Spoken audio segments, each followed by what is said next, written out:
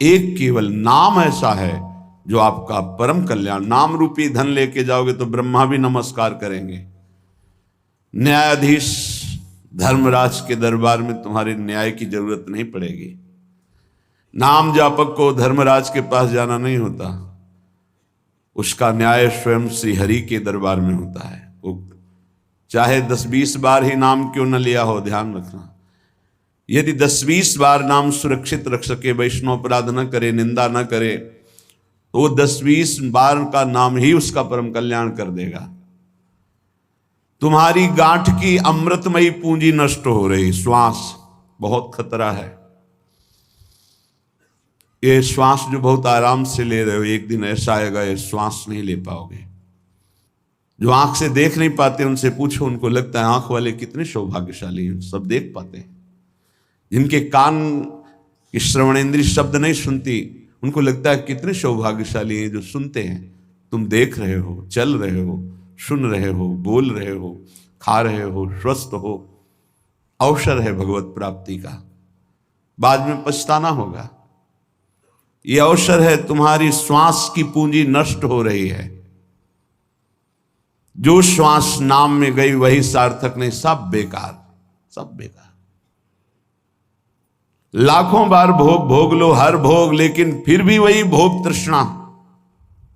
क्या माया का खेल है। लाखों बार भोग लो, फिर लगता है एक बार भोग करके देखो कितना सुख मिलेगा। यही मन, यही बुद्धि, ये खा के देख लो, ये देख लो, ये सूंघ लो, ये भोग लो। ये ठग हमारी श्वास रूपी पूंजी को नष्ट कर रहे हैं। हे भाई, जो श्वास चली गई वो दोबारा नहीं आने वाली। इसमें संत जन श्वास का लाभ ले पाते हैं, चाहे वो गृहस्थ संत हो या विरक्त संत। संत कहते हैं जो एकमात्र श्री भगवान को अपना मानकर निरंतर चित्तवृत्ति को प्रभु में लगाते हैं, सद आचरण करते, उन्हें संत कहते हैं। चाहे वो पैंट शर्ट में हो, चाहे वो अन्य वेश में हो। अगर विवेक नहीं है, अंदर से वैराग्य नहीं है, भगवत चरणारविंद का चिंतन नहीं है, तो पाखंड है चाहे जो हो। बिन विवेक वैराग्य भक्ति बिनु सत्य न एको मानो, भगवत विमुख कपट चतुराई सो पाखंड नहीं जानो।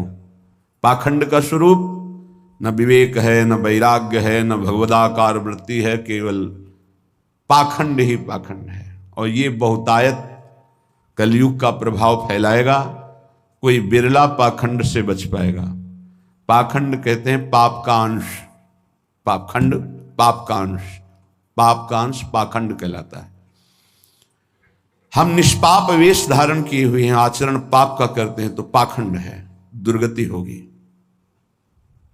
निष्पाप मार्ग के पथिक हैं, भूली न देह कुमारक पाऊं, थोड़ा भी पाप तो पाखंड है। पाप धर्म शास्त्र के विरुद्ध बोलना, देखना, सुनना, भोगना सब पाप है। शास्त्र सम्मत आचरण करना ये साधुता का लक्षण है, वो चाहे गृहस्थ में हो चाहे विरक्त में। तस्मात् शास्त्रम प्रमाणन्ते कार्याकार्यो व्यवस्थित हो। कार्य और अकार्य की व्यवस्था शास्त्र के अनुसार करे उसे साधु कहते हैं।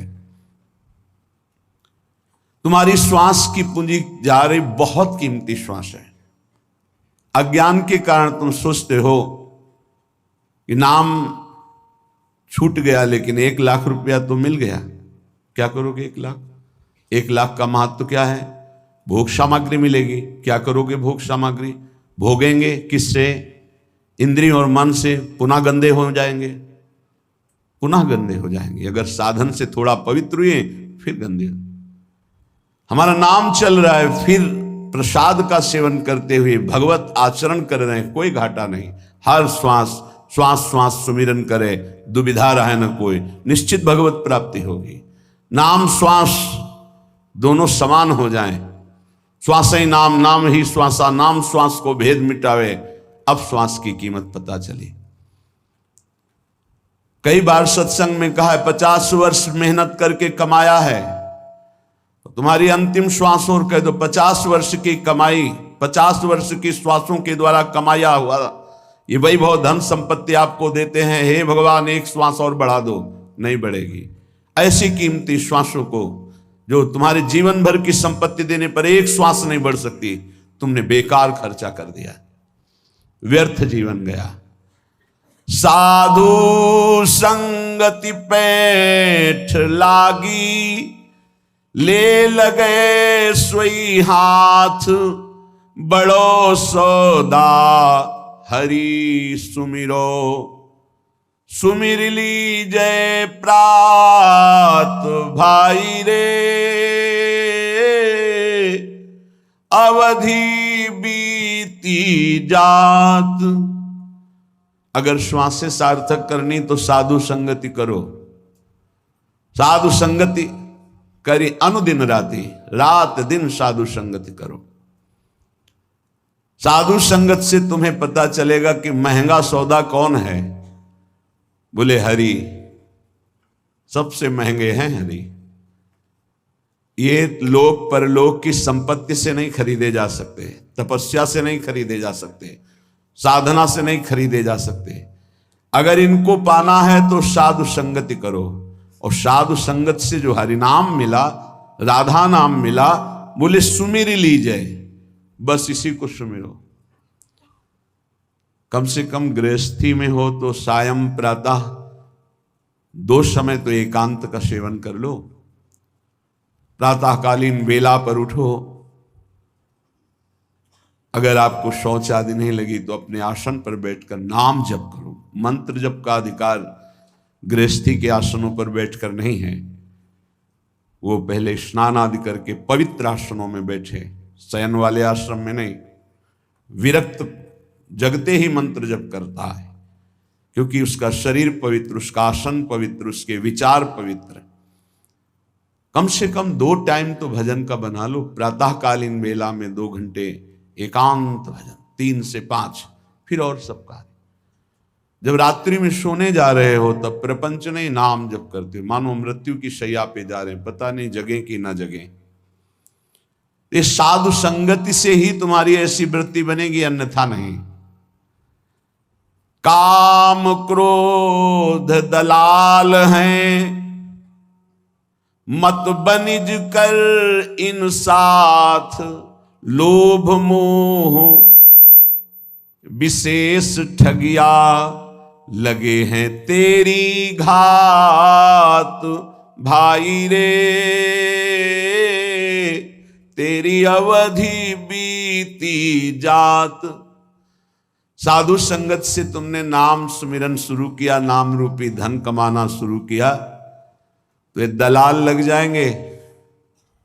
यही आकर्षण, परस्पर प्रतिकूल शरीरों के भोगने का आकर्षण बड़े बड़े ऊंचाई से गिरा देता है। सत्संग में पर्दा नहीं होता, पर्दा रहित होता है।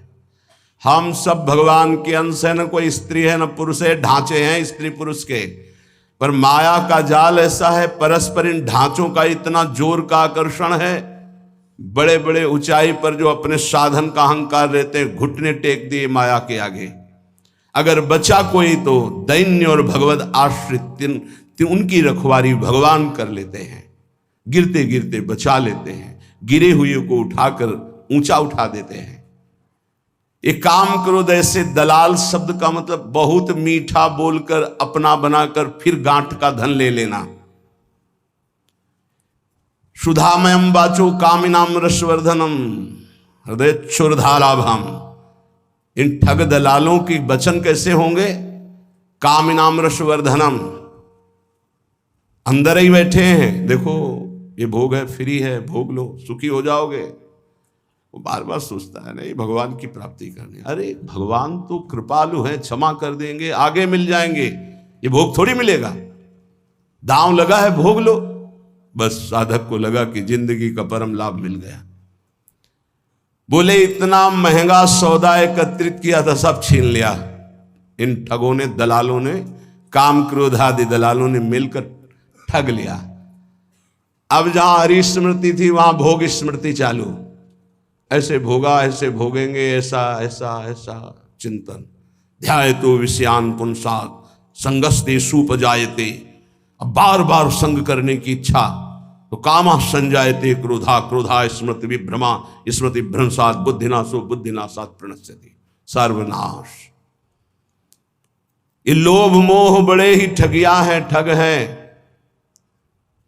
लोभ, भोगों को प्राप्त करने की प्रबल इच्छा होने से हमारे हृदय में लोभ जागृत हो जाता है, इसलिए पैसे पर महत्व हुआ, मारा गया, नाम का महत्व चला गया। मोह बहुत ही प्रचंड है ये मोह। मोह मूल बहुशूल प्रद त्यागहु तम अभिमान। ये मोह सकल व्याधिन कर मूला। तेरी गात में बैठे हैं, तेरा नाम रूपी पुण्य रूपी सारा धन ये ठग चुरा लेंगे, काम क्रोध लोभ मोह आदि। कैसे बचे? शब्द गुरु को राख हृदय, तो दगा नहीं खात। आपनी चतुराई बुद्धि पर, तो फिर खाए गो मात। अपनी बुद्धि की चतुरता चलाई तो मार दिए जाओगे, काम क्रोध लोभ मोह मद मत्सर मार के गिरा देंगे। कैसे बचोगे? गुरु मेहरबान, चेला पहलवान। शब्द गुरु को राख हृदय, तो दगा नहीं खात। अगर गुरुदेव के वचन तुम्हारे दिमाग में बैठे हुए हैं, हृदय में बैठे हुए हैं, तो धोखा इन ठगों से नहीं खाओगे। वो अपनी चतुराई बुद्धि पर खाओगो फिर मात। फिर तो गिरेगा, फिर नष्ट होगा। यदि अपनी बुद्धि की चतुराई के, अरे कोई नहीं, मारे जाओगे। गुरु के वचनों को अपने हृदय पे रख लो।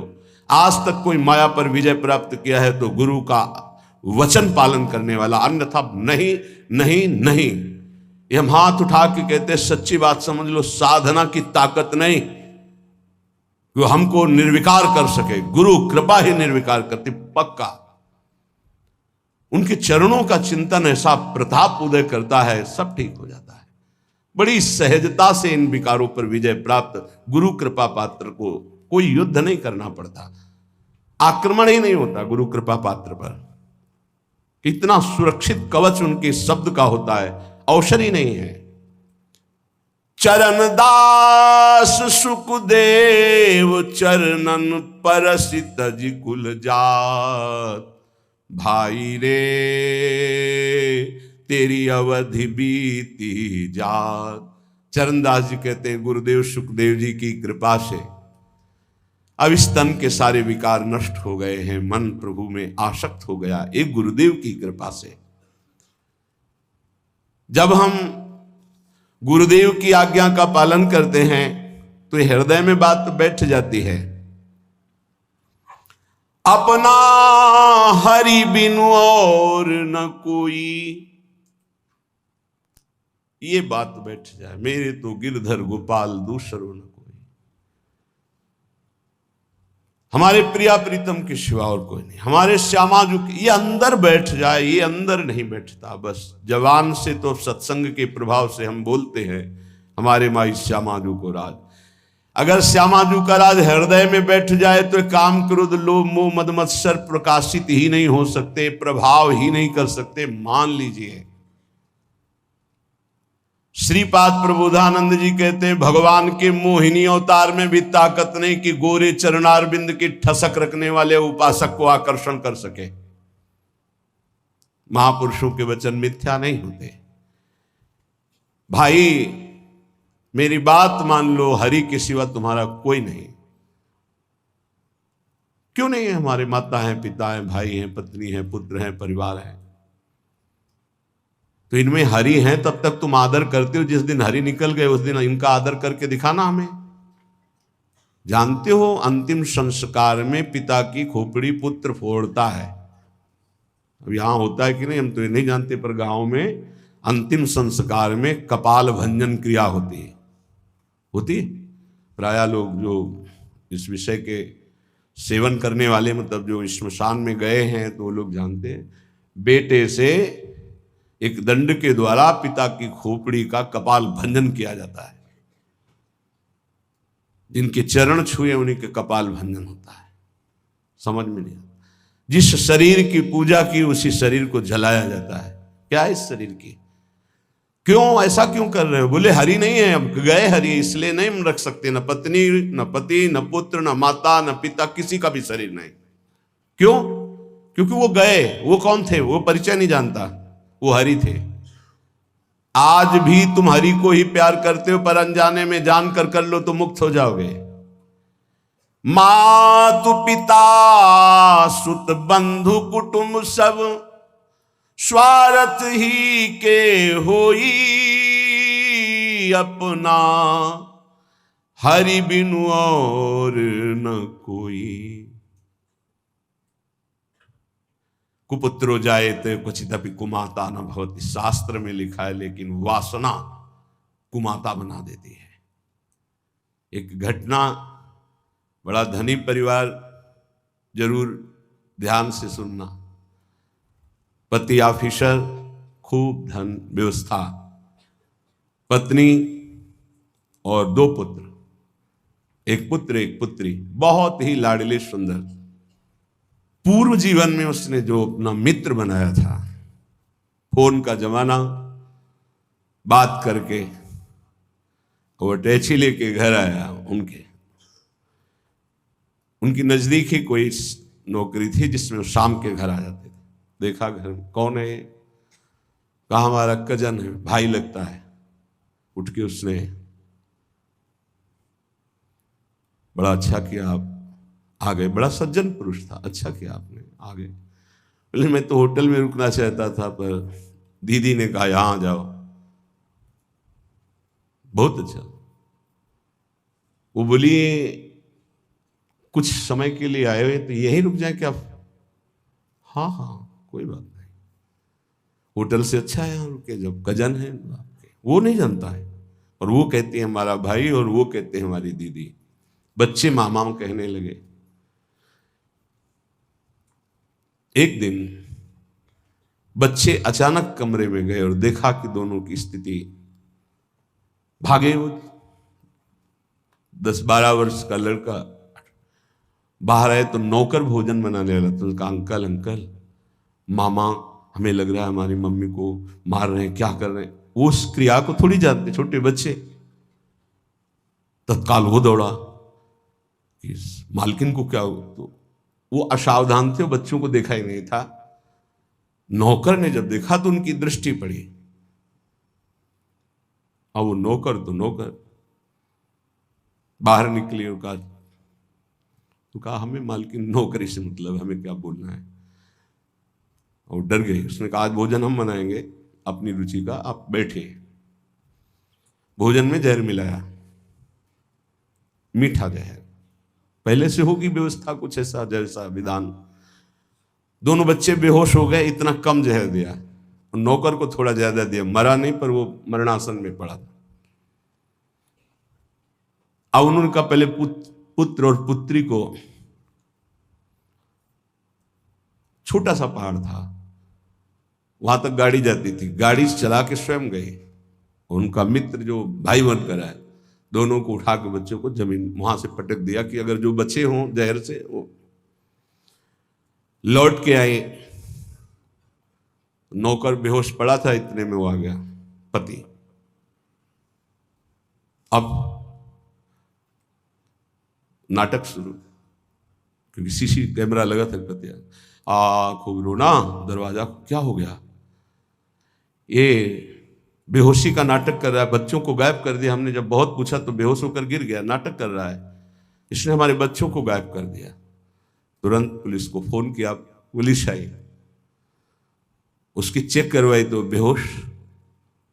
उनका नाटक तो नहीं, तो बेहोश है। डॉक्टर ने चेक किया कि इसमें जहर खवाया गया इसको, वो तो पूरा उसको इंजेक्शन लगाया गया, थोड़ा होश आया। भारी पिटाई उसकी हुई नौकर की। कहाँ है लड़के? उनका मालिक साहब हमें पता ही नहीं है, हमको तो भोजन किसने बनाया? मालकिन ने बनाया। ये पिटाई वहां उसकी हो रही थी, जब उसने कहा मालकिन ने, तो दिमाग उनका खटका, भागे वहां। तो वहां पति को कुर्सी में बांध करके दोनों मिल करके खूब डट के उनकी पिटाई कर रहे थे। और अंतिम था कि उनका उतने में वो, अब अगर वो नहीं खोलते तो 1 मिनट में दरवाजा तोड़ दिया जाए, खोले। अब तो कुछ था नहीं, सब पूरी बात फाइनल में हो गई। जब थप्पड़ के आगे किसकी होती है? पूरी बात। क्यों मारा बच्चों को? मार दिया, वहां से फेंक दिया। ये कौन है? तो बॉयफ्रेंड पहले। इसीलिए हम बार बार एकांतिक में, सत्संग में कहते हैं ये बॉयफ्रेंड गर्लफ्रेंड तुम्हारे जीवन का बहुत बड़ा नाशकारी। ये कौन माता ऐसा चाहेगी अपने लाडले पुत्रों की हत्या? लेकिन काम, वासना ऐसा खेल कर दे। सैकड़ों ऐसे उदाहरण संसार में फैले जो पावन पवित्र संबंध है उनका नाश। मेजर साहब छुट्टी में आते थे तो पहले सूचना दे देते थे। सामने एक मिठाई की दुकान थी, जो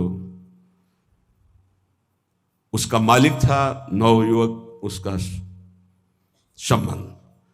अचानक वो बिना कुछ सूचना दिए, गेटमैन साहब अंदर नहीं जा सकते। पागल हो तुम? मेरा बंगला, मेरा परिवार, मैं अंदर नहीं जा। वो मालकिन का हुक्म है कि मेरे आज्ञा, उसको दबका है, मेरा मकान, मेरे को कैसे तू रोक रहा है? बोले मालकिन ने कहा तो कोई ना आने पावे। फौरन अंदर गए तो मिल गए वो। और तो मेजर तो पिटाई शुरू की। पत्नी को पीट रहे थे, इतने में उसने उनको कवर किया। पत्नी ने राधे राधे। वहीं अंदर जो फूलों का, बंगले में तो सारी व्यवस्था थी मेजर, वहीं बंगले के अंदर ही। अब छुट्टी का समय खत्म हुआ, उनके यहाँ फोन आया, तुम्हारे यहाँ उनको बात करवा, बिना अनुमति के इतने दिन हो गए, छुट्टी के ऊपर आए क्यों नहीं? कहा यहाँ तो आए ही नहीं। ऐसा कैसे हो सकता है? मेजर एक अच्छी पदवी होती है यार, ऐसा कैसे हो सकता है? वो तो छुट्टी लेके घर के लिए गए, पूरा फोर्स उधर का गिरा करके। उन लोगों की अलग प्रणाली होती है। गेटमैन की जो धुलाई शुरू की, आए थे? हाँ साहब आए थे। तारीख, समय पूरा। हाँ साहब इतने निकले? नहीं, जिस दिन से अंदर गए निकले। आप कहाँ है? आखिरी कहाँ है? मतलब पिटाई के बाद आखिरी। मेजर साहब की हालत शरीर की भी नष्ट हो चुकी थी, जो गाड़ दिया गया था। क्या है? पत्नी का संबंध। एक दिन सुनाया था, पत्नी को आग डाल के जला दिया था, पति का संबंध। माता पिता को अनाथालय में, ऐसे पुत्र का संबंध। माता पिता अपने पुत्र को, अभी सुना, ये सब क्या है? काम, क्रोध, लोभ, मोह, मद, मत्सर के वशीभूत होकर इन संबंधों में कोई प्यार रह गया है? पति पत्नी में विश्वास नहीं, माता पुत्र में विश्वास नहीं। कितनी घटनाएं इतनी हैं। भाई अपना हरि बिनु और न कोई, मातु पिता सुत बंधु कुटुंब सब स्वार्थ ही के होई। अपना हरि बिनु और न कोई। आपको लगता है आपको कोई प्यार करता है? कब तक? जब तक आप स्वार्थ के लायक हो, नहीं तो कोई प्यार नहीं करता। निज अनुभव ये कहो खगेशा। इसलिए संत जन कहते हैं अपना हरि बिनु और न कोई। ये काया को भोग बहुत दे, मर्दन करी करी धोई। सो भी छूटत नेक तनिक सी, संग न चाले कोई। अपना हरि बिनु और न कोई। श्री चरणदास जी महाराज बड़े ऊंचे महापुरुष हैं। इस शरीर को क्या क्या नहीं खिलाया। इस शरीर के लिए पाप किए गए, बड़ा मलमल के धोया, सजाया, सुरक्षित रखा। ये भी नीच हमारा साथ नहीं दिया। ये भी साथ नहीं, ये भी साथ नहीं देता। पक्का समझ लीजिए, साथ देती नहीं है किसी का। ये साथ, इस देही और तो बात जले तो सम्मा बुझ जाएगी जलते जलते, दम निकल जाएगा आदमी का। क्या भरोसा है इस जिंदगी का? ये साथ देती नहीं है किसी का, है किसका भरोसा? ये इसलिए सब तुम्हारे जानकारी होते हुए भी जानकारी में डाल रहे हैं कि अगर समझ आ जाए तो एक एक श्वास सार्थक कर लो। राधा राधा, अपना हरि बिनु और न कोई, घर की नारी बहुत ही प्यारी, दिन में नाही दोई, जीवत कहती साथ चलूंगी, डरपन लागी सोई, अपना हरि बिनु और न कोई। बाल्यावस्था से एक साधक साधु संग करता था, माता पिता के कहने से ब्याह हुआ, रोज गुरु जी के पास जाता था। अब ब्याह हुआ तो नया मित्र मिला, और इनका सबसे बड़ा जादू होता है वचन, मुस्कुराहट, नेत्र की चांचल्यता। देखो हमारा नियम था, हम रोज गुरु जी के दर्शन करने जाते, तो हम तुम्हारे बिना जी नहीं सकती। लगा उसको ऐसा, महीनों हो गए गुरु जी के पास नहीं गए। तो संतों का होता है जैसे आप रोज दृष्टि में आओ तो अपनापन, वो कहाँ गए आज दिखाई नहीं दे। अहोभाग्य मानो यदि आपका ऐसा चिंतन हो, श्यामा श्याम के चिंतन में आपका चिंतन हो गया, बहुत बड़ी बात। यही संतों से प्रार्थना, कभी निज दास की तरह चिंतन कर लेना। गांव वालों से पूछा, वो आता नहीं। अरे बोले उसका ब्याह हो गया। तो ब्याह हो गया तो कोई नई बात थोड़ी, विश्व में सबका ब्याह होता है जो गृहस्थी में होते हैं। जाके कहना कि तुम्हारे गुरु जी याद कर रहे हैं। जब कहा तब पत्नी से बस अभी आया और गया। यार तुम आए नहीं बहुत समय से। महाराज जी ब्याह हो गया है। लो 10-5 दिन ब्याह किया, तो महीनों हो गए तुम आए नहीं। महाराज जी वो बहुत प्यार करती, कहती मैं आपके बिना जी नहीं सकती।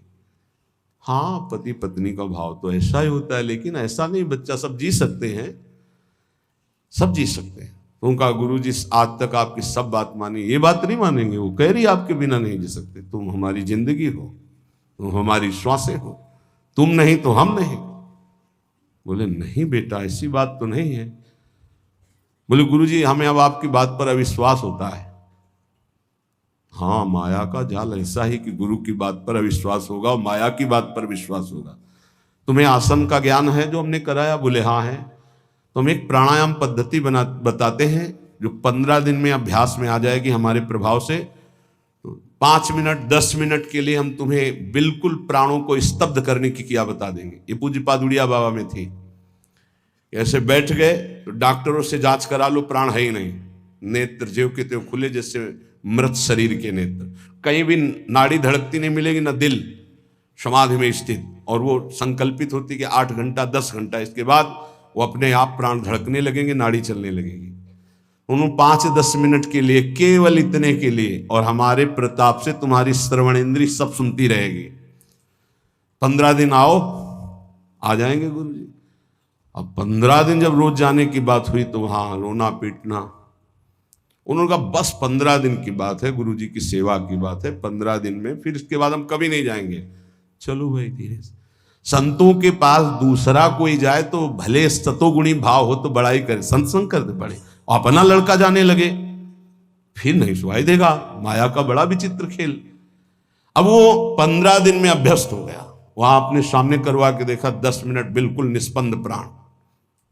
संकल्प में बहुत शक्ति होती है। बोले जाओ, जाके दरवाजे, मेन दरवाजे पर प्राण स्तंभ मंत्र द्वारा करके, बकाया हम आएंगे, प्राण संचलित करेंगे संकल्प के द्वारा और तुम्हें सुनाई देगा। वो गए, का पद्मासन नहीं लगाना, पैर फैला लेना, दरवाजे की ऐसी ओट ले लेना, पैर फैला, आराम मुद्रा, और उसमें ये मंत्र पढ़ना और प्राण संकल्पित करना।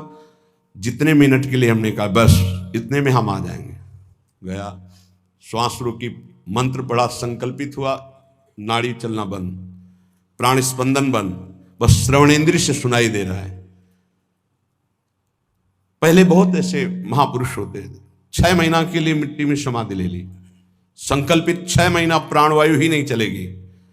6 महीने के बाद जो समय बताया ठीक उसी समय खोल दो, खोल दिया, पीला शरीर हो गया, सब मरे नहीं, फिर प्रकट हो। ऐसे बहुत से गंगा किनारे सिद्धों के दर्शन किए। नकल नहीं करनी चाहिए, नहीं वही मर जाओगे, स्थिति होनी चाहिए। हाँ, अब वो हाहाकार मच गया। मेन दरवाजे पे था, लाला लाला हिलाया, नाड़ी देखी धड़, अरे रोना धोना समझ गया। गांव के लोग आ गए, माता पिता, बहू की जो स्थिति थी छाती में हाथ मारना और रोना, वो संत भगवान क्या हुआ क्या हुआ, क्योंकि मात्र 5 मिनट का संकल्प था, 5 मिनट में प्राण स्पंदित हो जाएंगे, अपने आप चलने लगेंगे, और उतने में सारा उनको अनुभव कराना था।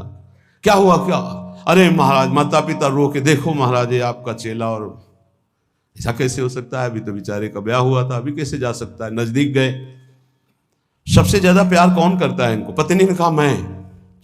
कनेर का फूल जानते हैं, ऐसे ही उसमें चरणामृत लिए थे, बोले छू, ये हमने मंत्र पढ़ करके जल कर दिया, तुम पियो मर जाओगी, ये जीवित हो जाएगा।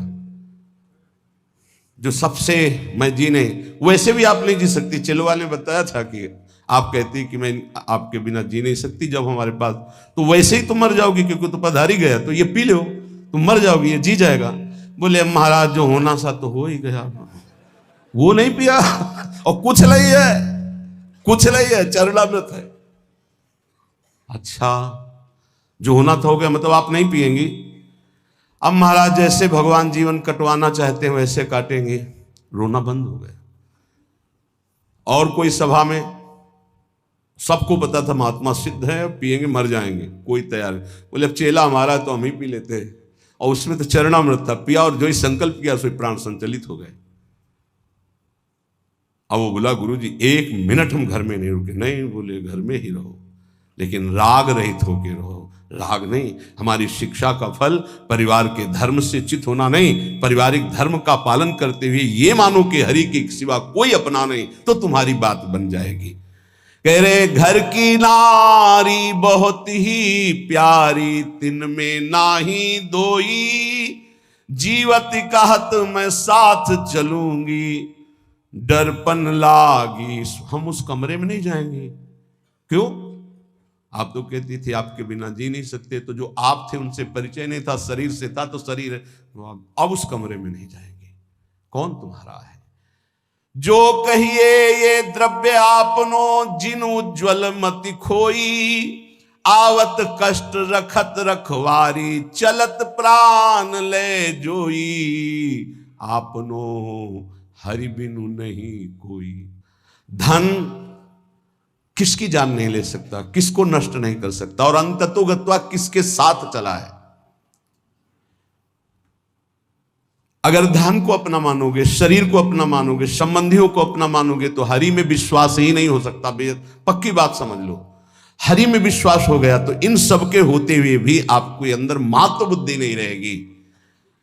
या जग में कोई ही तू न दिखे, मैं समझाऊं सोई, चरण दास सुखदेव कहें यो, सुन लीजिए नर लोई। चाहे स्त्री हो चाहे पुरुष हो, सुन लो, अपना हरि बिनु और न कोई, हरि के सिवा कोई अपना नहीं है।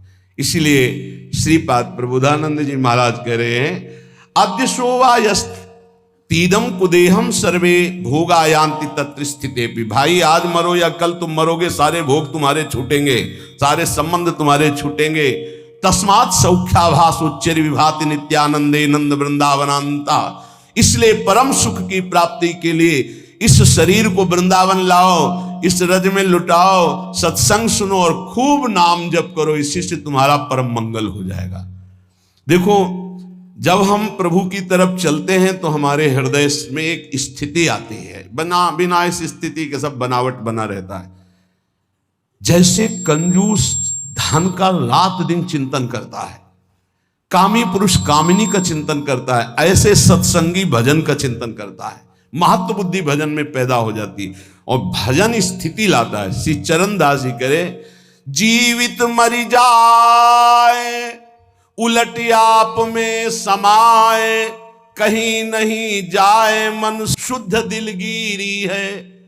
जीवित मर जाए, बहुत अच्छी स्थिति है, बहुत अच्छी। जैसे मुर्दे में कोई कामना नहीं होती, मुर्दे को मान अपमान नहीं लगता है, ऐसे जीवित होते हुए उस महापुरुष की स्थिति होती है।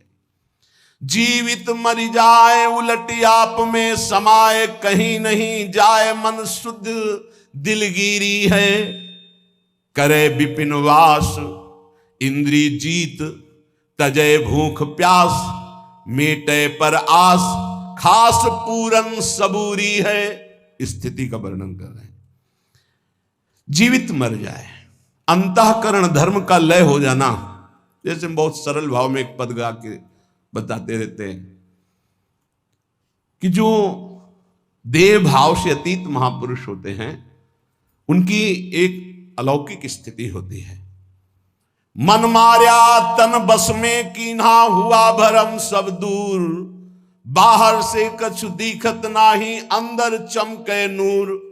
आपो त्यागी जगत में बैठे नहीं किसी से काम, उनमें तो कछु अंतर नाही संत कहो चाहे राम। भगवत स्वरूप जीवित मर जाए उलट आप में समाये, कहीं नहीं जाए मन शुद्ध दिलगीरी है। करे विपिन बास तन से मन से वृंदावन का आश्रय ले, भाव स्वीकार करे। इंद्री जीत है, जो 5 ज्ञानेंद्रियों से प्रेरित होकर 5 कर्मेंद्रियां भोगों में लगी, इनको उल्टा करे, अंतर्मुख करे। सर्वात्मना न विसृजेत बहिरेंद्रियाणि, इंद्रियों को बहिर्मुख न छोड़ दे। तजय भूख प्यास, भगवान की इच्छा से या धर्म के द्वारा कमाए हुए धन से गृहस्थी में, विरक्त भगवान की इच्छा से आई हुई आकाशवृत्ति या माधुकरी वृत्ति से जो मिले उसी से प्राण पोषण करे। ज्यादा चटोरापन, ज्यादा जबान को छूट देने का मतलब है अपना जीवन बर्बाद करना। मेटे पर आस, दूसरे के आगे हाथ फैलाना बंद करे। खास पूरन सबूरी है, कहत कबीर सुनो भाई साधो, साहब मिलत सबूरी में, मन लाग्यो राम फकीरी में। भला बुरा सबका सुन ले बे, करी गुजरान गरीबी में। कहत कबीर सुनो भाई साधो, साहब मिलत सबूरी में। खास पूरन सबूरी है, खास स्थिति क्या है? महान संतोष है, धैर्य है, कोई चाह नहीं। परम तत्व को विचार चिंता विसारी सबे, टार मत बाद हर भजले यही अमीरी है। अमीरी क्या है? खूब नाम चकाचक जमा है, लोक परलोक में हर जगह हर सुख हर सिद्धियां चरण चूमेंगी उसके नाम जापक के।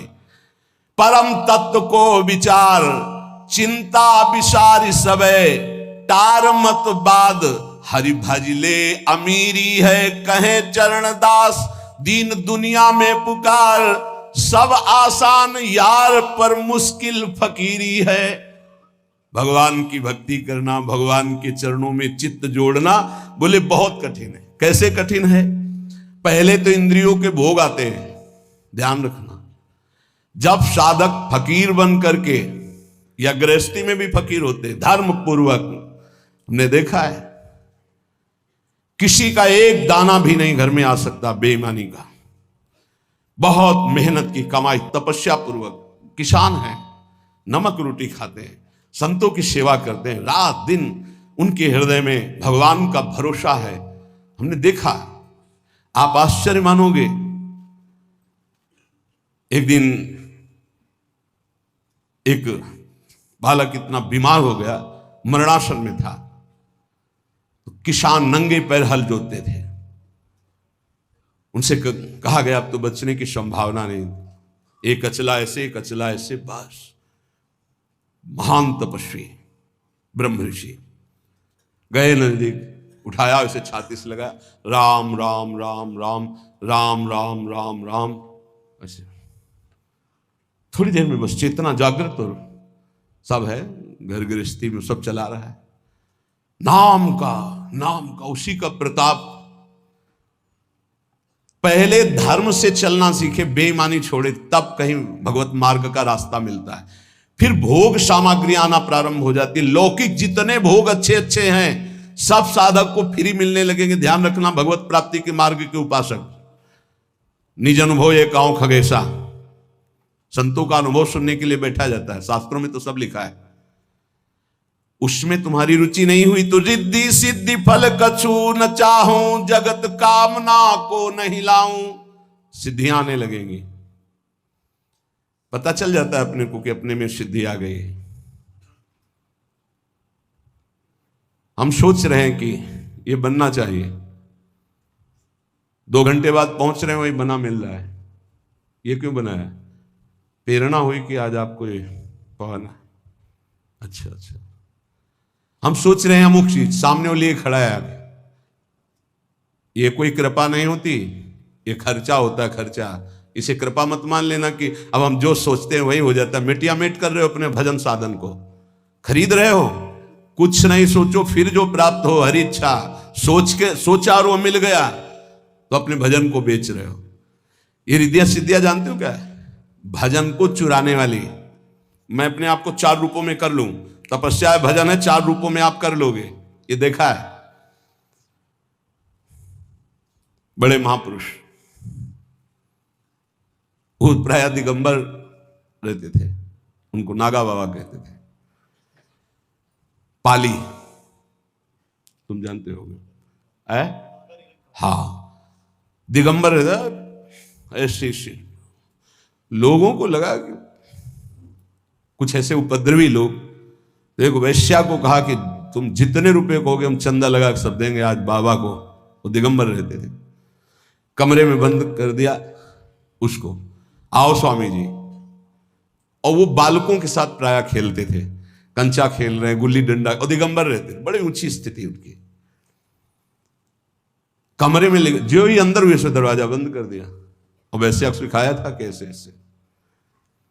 वैश्या की रोने की आवाज आई, बहुत जोर की, त्राहिमाम। दरवाजा एकदम खोला कि कहीं कुछ हो गया तो केस बन जाएगा।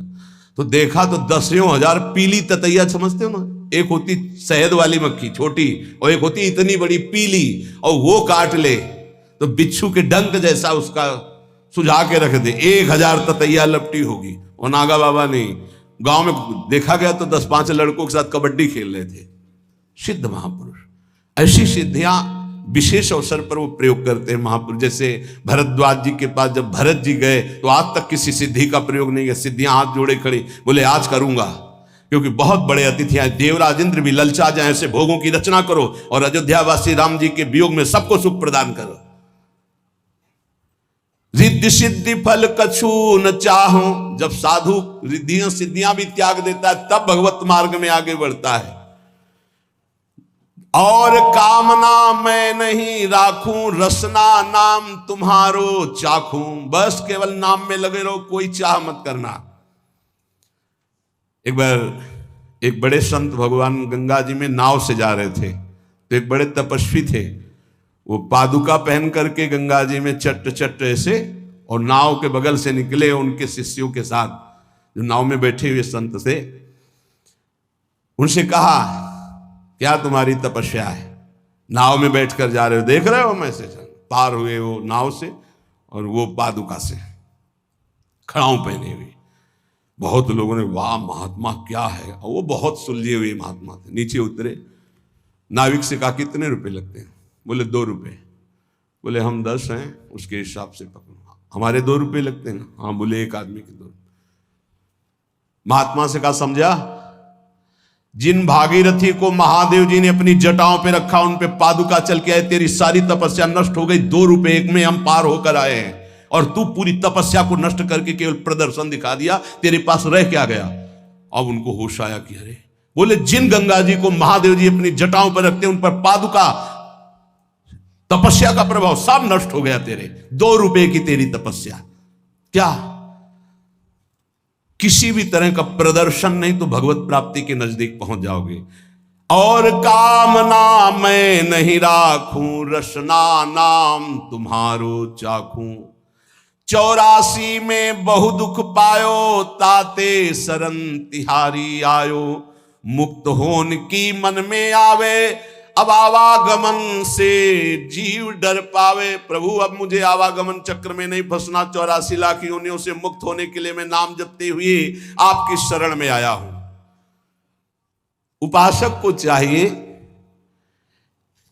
कि ऐसे धनी पुरुषों का संग, ऐसे भगवद विमुखों का संग न करे, जिनके कारण उसके हृदय में कुछ चमत्कार दिखाने की इच्छा जागृत हो जाए।